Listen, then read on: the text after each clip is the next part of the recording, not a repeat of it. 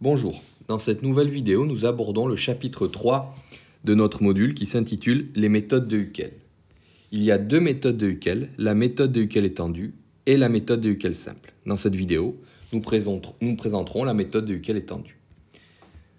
Donc le principe de cette méthode, en fait, on l'a déjà vu.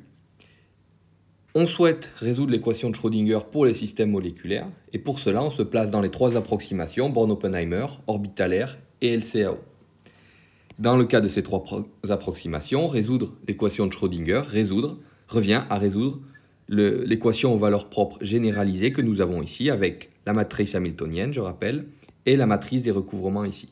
Les deux matrices colonnes ici sont les matrices des coefficients, c'est-à-dire les orbitales moléculaires. Pour résoudre ce système, les atomes de la molécule sont placés dans l'espace, sur des positions fixes. Et sur ces positions seront placées des fonctions d'onde atomiques, c'est-à-dire soit des orbitales atomiques ou des orbitales de Slater. À partir de là, on peut numériquement calculer tous les recouvrements, toutes les intégrales SIJ. Par conséquent, cette matrice, on sait que sur la diagonale, il n'y a que des 1, puisque chaque orbitale est normalisée, et tous les coefficients non diagonaux sont calculés numériquement. Pour la matrice hamiltonienne, nous savons que les coefficients diagonaux, c'est-à-dire les HII, correspondent aux énergies des orbitales atomiques dans les atomes isolés. Ce sont donc des valeurs tabulées que l'on connaît. Et tous les coefficients extra-diagonaux sont calculés ou peuvent être calculés à partir de la formule de Wolfberg-Helmholtz. Dans cette formule interviennent des HII et HJJ, c'est-à-dire les mêmes coefficients que nous avons ici sur la diagonale, et le recouvrement que nous avons calculé numériquement pour déterminer la matrice S. Par conséquent, en réalisant cela, les matrices H et S sont totalement définies, c'est-à-dire qu'on connaît l'ensemble des nombres qui les composent. Pour résoudre cette équation aux valeurs propres généralisées, il nous reste simplement à réaliser une résolution, on va dire numérique, c'est-à-dire informatique du problème, en utilisant simplement une routine, un module de diagonalisation de ces matrices, c'est-à-dire un module d'algèbre linéaire type LAPACK ou SciPy pour les codes en Python. Je vais vous présenter très rapidement la structure d'un code de Huckel étendu, c'est en particulier le code que moi j'utilise pour faire des calculs de Huckel étendu. Donc c'est un code qui est codé en Fortran, qui est un langage que probablement vous n'utilisez pas et que vous ne connaissez pas. Mais ce qui est vrai ici pour un code en Fortran l'est également pour un code en Python ou dans un autre langage.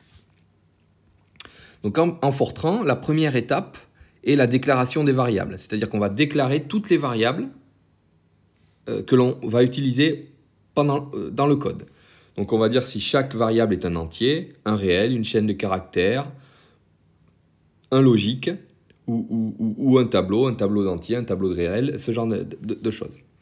Ensuite, et c'est là qu'intervient l'algorithme de Huckel, on va lire un fichier, ici, le load XYZ, dans lequel on va définir la position des différents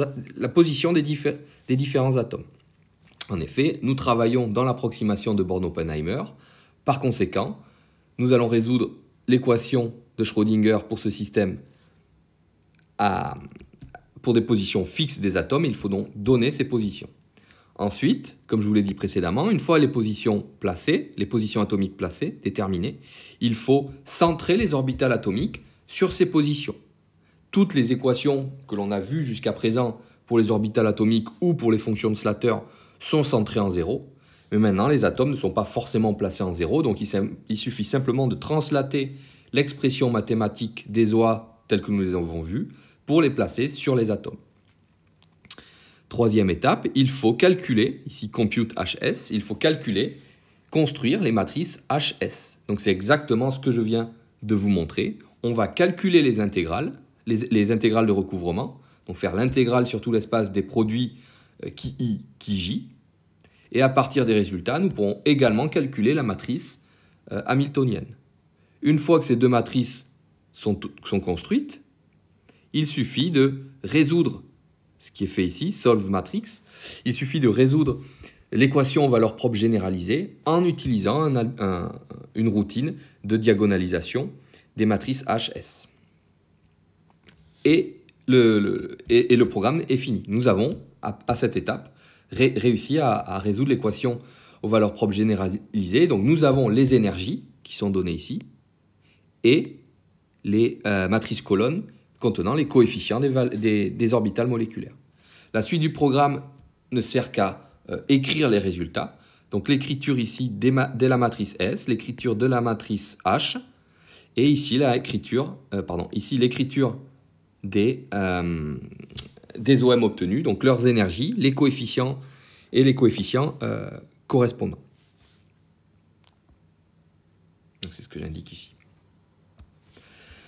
Dernière partie, je vais simplement vous montrer comment fonctionne un tel code et quels sont les résultats que l'on peut obtenir. Donc je vais appliquer ce code, donc c'est exactement ce code que j'utilise, sur la molécule d'eau. Donc comme je l'ai dit précédemment, la première étape, c'est de fournir au code les positions atomiques sur lesquelles nous allons faire le calcul. Donc ici, c'est une structure, on va dire, classique pour donner cette information. La première ligne indique le nombre d'atomes de ma molécule, et ensuite chaque ligne correspond à un atome avec son symbole et ses coordonnées X, Y et Z. Donc j'ai bien ici 3 atomes, un atome d'oxygène et 2 atomes d'hydrogène. Donc première étape, il faut que le code lise ce fichier, cette information, pour placer les atomes et pour placer les orbitales centrées sur ces atomes. Ensuite, le code construit les matrices S et H qui sont construites ici. Donc vous voyez que dans les deux cas, ce sont des matrices 6-6, puisque nous avons 6 orbitales atomiques dans la combinaison linéaire LCAO pour la molécule d'eau, 4 orbitales pour l'oxygène, une orbitale pour chaque hydrogène. Vous voyez que sur la matrice S, nous avons sur la diagonale D1, puisque chaque orbitale atomique est normalisée. Et vous voyez que nous avons beaucoup de zéros, du fait qu'il y a beaucoup d'orbitales qui ont des recouvrements nuls entre elles, qui induisent donc ces zéros dans la matrice des recouvrements. Vous voyez enfin que la matrice est symétrique.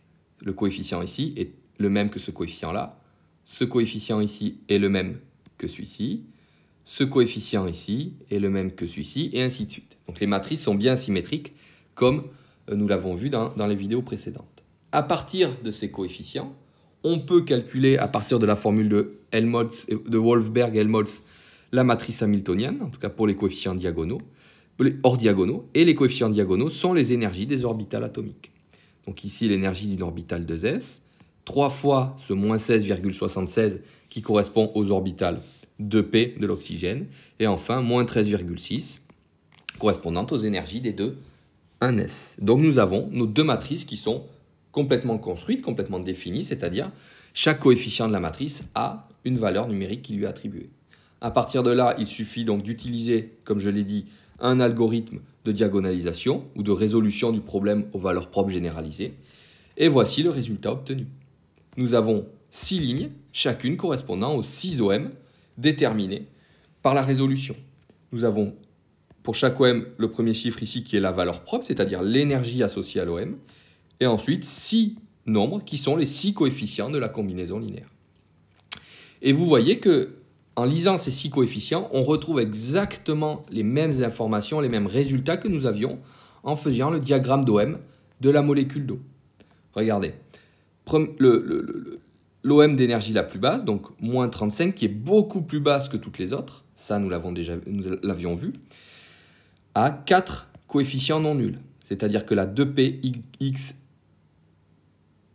et la 2pz n'interviennent pas. Donc ici, j'ai orienté ma molécule selon Y. D'accord ? L'axe principal de la molécule est orienté selon Y. Donc on a un très fort coefficient sur la 2s, c'est ce qu'on avait dans nos diagrammes d'orbital moléculaire.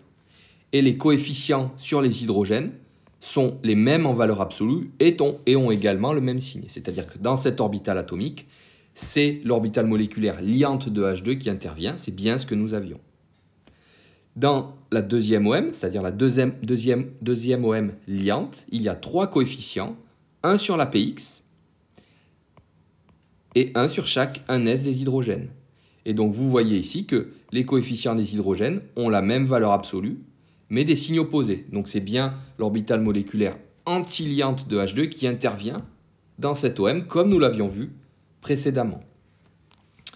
La troisième correspond à l'orbitale moléculaire non liante de l'interaction à 3 orbitales, avec à nouveau même valeur absolue et même signe pour les coefficients portés par les 1s. Donc c'est bien, encore une fois, l'orbitale moléculaire liante de H2 qui intervient, mais cette fois avec un très fort coefficient sur la 2P, et non plus sur la 2S, qui intervient beaucoup moins dans cet OM. La quatrième correspondait à l'orbitale atomique qui n'interagit avec personne. Et donc vous voyez un coefficient 1 sur la 2PZ. Donc elle n'interagit avec personne. L'OA reste identique dans l'OM. Et enfin, nous avons à des énergies positives, les deux OM antiliantes. Et donc nous avons à nouveau la plus haute en énergie, regardez, correspond, dans la plus haute en énergie, nous avons pour les orbitales atomiques 1s deux coefficients de même valeur absolue et avec les mêmes signes. Donc elle correspond bien à l'orbitale totalement antiliante de l'interaction à 3. Et donc l'avant-dernière, à 8 eV ici, correspond à l'antiliante de l'interaction à 2. Donc vous voyez que ces coefficients que l'on obtient numériquement reproduisent presque parfaitement ce que nous avions obtenu dans le diagramme d'OM. Donc cela met bien en évidence le fait que le diagramme d'OM, finalement, revient à faire cette diagonalisation, cette résolution de l'équation aux valeurs propres généralisées, mais de manière qualitative. Sachant qu'on conserve quand même une grande partie de l'information que nous obtenons si l'on fait le calcul directement. Et donc le dernier point que l'on obtient, ce sont les OM. Donc on peut calculer, à l'aide d'un tel programme, les OM. Qu'est-ce qu'il suffit de faire?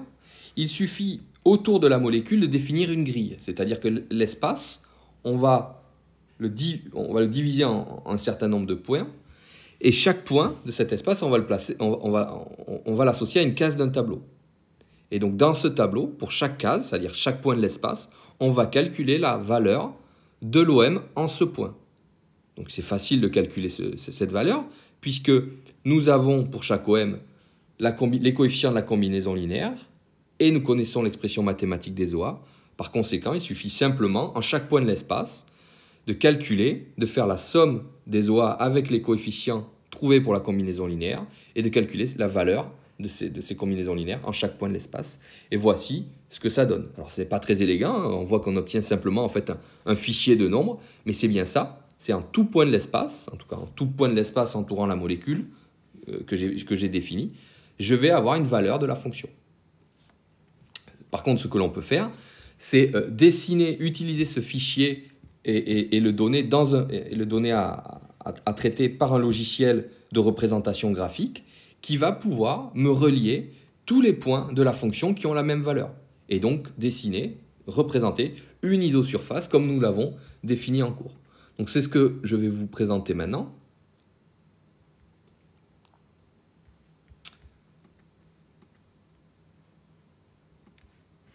Voilà. Donc ici, j'ai représenté à l'aide d'isosurface une des OM que j'ai obtenues par mon calcul.